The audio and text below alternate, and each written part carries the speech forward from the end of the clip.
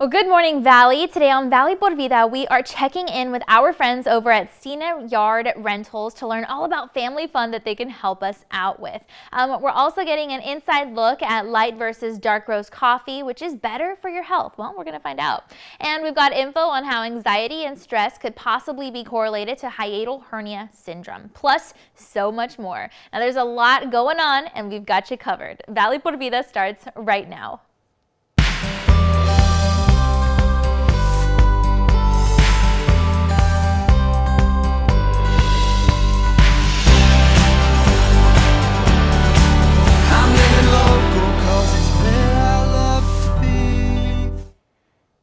Hi there and welcome back to Valley Por Vida. I'm your host Danielle, Banda, and have you ever wondered what exactly is the difference between dark and light roasted coffee? Well, besides having the appearance of the beverage itself, it's actually, it has a lot more to do with the health benefits and the flavor than you might think.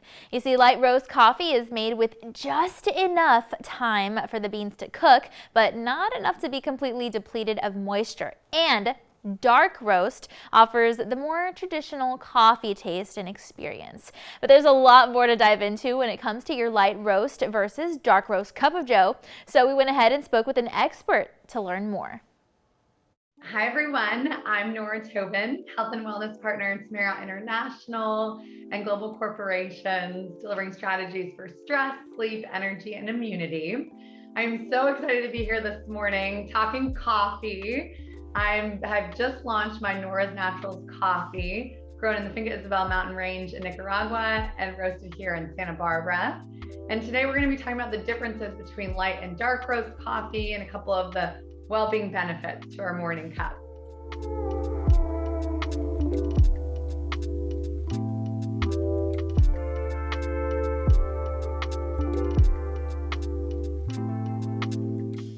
There are a variety of differences between light and dark roast.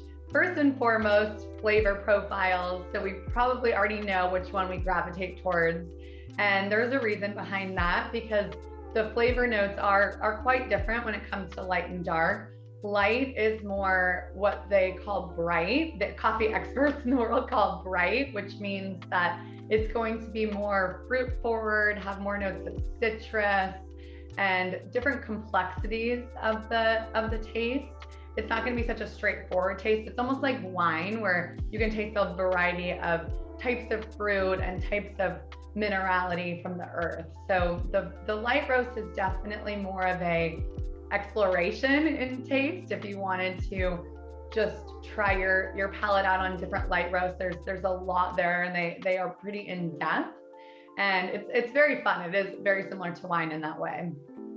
The dark roast is much more of what we think of as traditional coffee taste. So it's going to be more rich. It's going to have those almost the roasted nut taste, that very warm, almost like we're in a mountain town drinking coffee. That's kind of what you can think of when you think of the flavor profile of dark roast.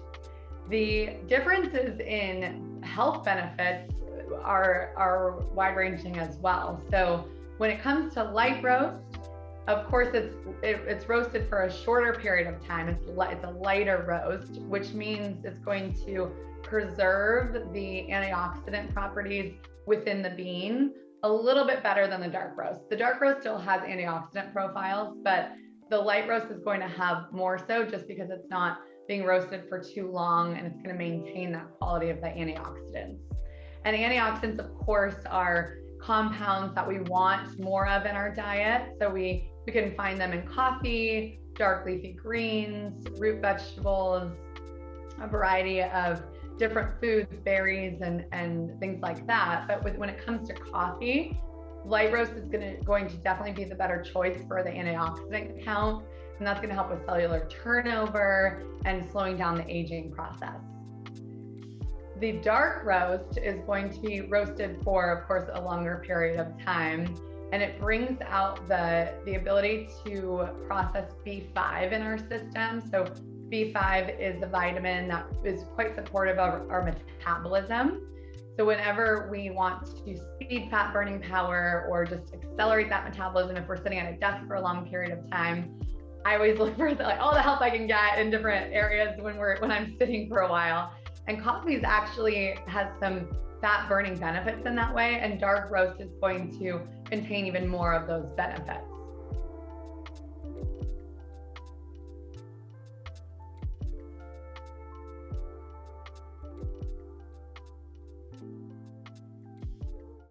There you have it. Whether you're picking light roast or dark roast, it seems that Nora's got you covered. She's on a mission to support health and well-being, as well as the use of high antioxidant single origin coffee that offers physical and mental health benefits. So feel free to visit their website for more information. All right, well, with the summer wrapping up and the holiday season rapidly approaching, it'll definitely be that time of year for more road trips. Now that millions are traveling again this fall, families are looking for ways to save money, and planning ahead is likely the best way to keep your wallet happy. And one personal finance site has some specific strategies to help consumers save before hitting the road. You can go ahead and check out these tips and tricks courtesy of My Bank Tracker. Good morning. My name is Simon Zen, and I'm a senior research analyst for mybanktracker.com. And here are some tips on saving a little bit of money on your road trip this year. When you're planning for a road trip, first of all, planning is the key word here. And it's best to have an idea of what you want to do on the trip, because that will definitely save you a lot of money and headache during the actual trip. And if we want to start, it's best to start with the most expensive spending category. On a road trip, most likely that will be lodging. And the big savings for that, if you're up for it, is obviously camping. And even if you buy upfront gear for that, in the long run, that will save you money. But as always, be sure if you're going to go to a campsite, make sure you, again, plan ahead. And you might need some permits, and then might need to pay for that.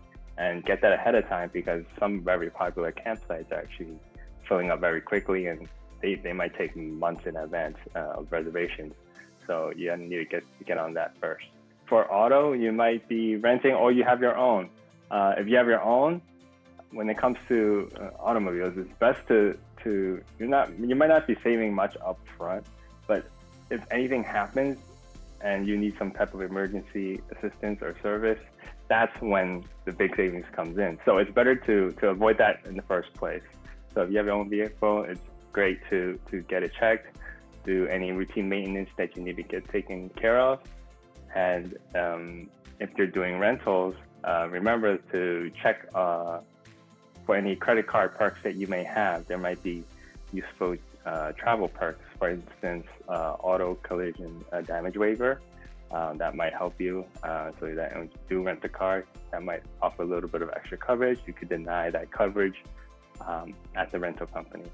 Premium travel credit cards often offer some type of roadside assistance credit as well, and they will help you with that. So if you run out of fuel in the middle of the road or something like that, make sure you check on those benefits and know how to access them and have that ready, and that will come in handy as well. And then there's food and attractions.